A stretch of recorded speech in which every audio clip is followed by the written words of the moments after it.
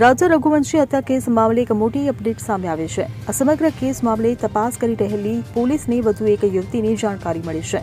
આ મામલે પોલીસ હવે નવી એન્ટ્રી થયેલી યુવતીની પૂછપરછ કરી રહી છે। જ્યારે રાજાના ભાઈ વિપિન રઘુવંશીએ જણાવ્યું કે સોનમની ઓફિસના સ્ટાફની પ્રાચી જૈન નામની છોકરી સોનમના સંપર્કમાં હતી અને સતત તેની સાથે વાતચીત કરતી હતી। હવે પોલીસ આ યુવતીની પૂછપરછ કરી રહી છે કે શું તે સોનમથી નજીક હતી અને શું તેની સમગ્ર ઘટનાને લઈને કોઈ જાણકારી હતી કે નહીં। ઉલ્લેખનીય છે કે આ પહેલા સંજય વર્મા નામના એક વ્યક્તિનું નામ સામે આવ્યું હતું।